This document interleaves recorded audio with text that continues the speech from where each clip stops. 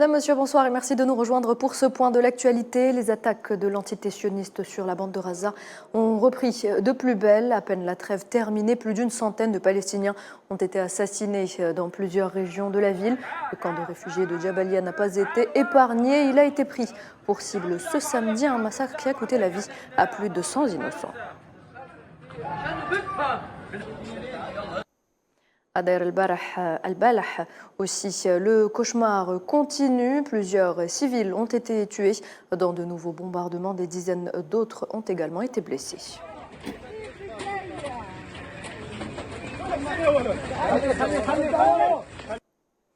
Depuis la fin de la trêve et la reprise de l'agression sioniste, le bilan des martyrs s'est une fois de plus alourdi. Au total, 240 Palestiniens, hommes, femmes et enfants, ont été lâchement assassinés depuis la fin de cette trêve.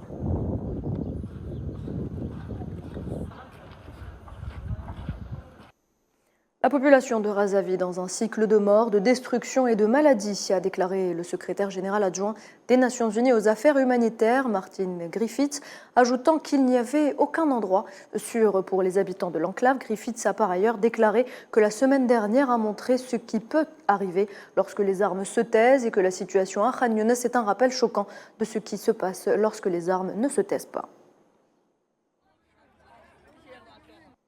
Les Palestiniens de Cisjordanie occupée ne sont pas épargnés par les attaques sionistes. Sharif Ahmed Saer, âgé à peine de 16 ans, a succombé à ses blessures subies lors d'une incursion agressive des forces sionistes dans la ville de Jénine. C'était le 9 octobre dernier. Et les Marocains poursuivent leur manifestation en soutien au peuple palestinien et contre la normalisation. Rabat fait justement face à la pression de la rue marocaine qui dénonce l'agression sioniste et la normalisation des relations du Maroc avec l'entité sioniste.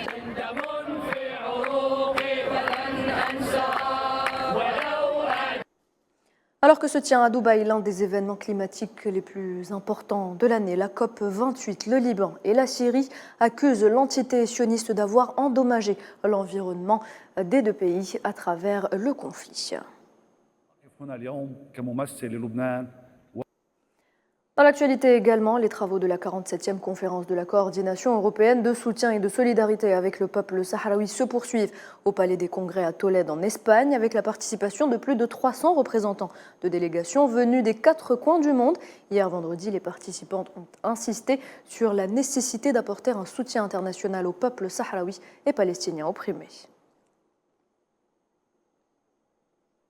En Tunisie, une cellule terroriste ayant fait allégeance à Daesh et composée de 6 membres a été démantelée. D'après le ministère de l'Intérieur, tous les membres de cette cellule terroriste ont été identifiés et arrêtés suite à des renseignements bien traités et vérifiés par l'Unité nationale d'investigation dans les affaires terroristes et les affaires de la sûreté nationale.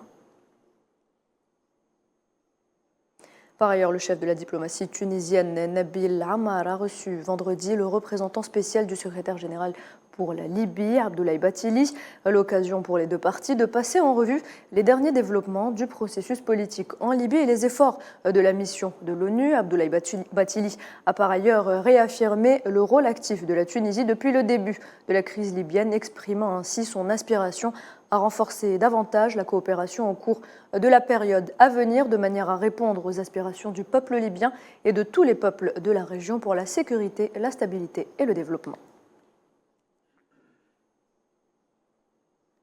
Le ministère algérien des Affaires étrangères dément les informations circulant sur les réseaux sociaux au sujet du Mali et qu'on lui attribue à travers un faux communiqué et affirme que ces informations sont fausses, dénuées de tout fondement et relèvent de la pure manipulation. Le démenti dénonce cet abus et informe que le ministère des Affaires étrangères ne communique jamais à travers Facebook ou tout autre réseau social dans l'accomplissement de sa mission d'information. Et voilà, c'est la fin de ce point de l'actualité. Je vous retrouve à 19h pour le journal de la rédaction.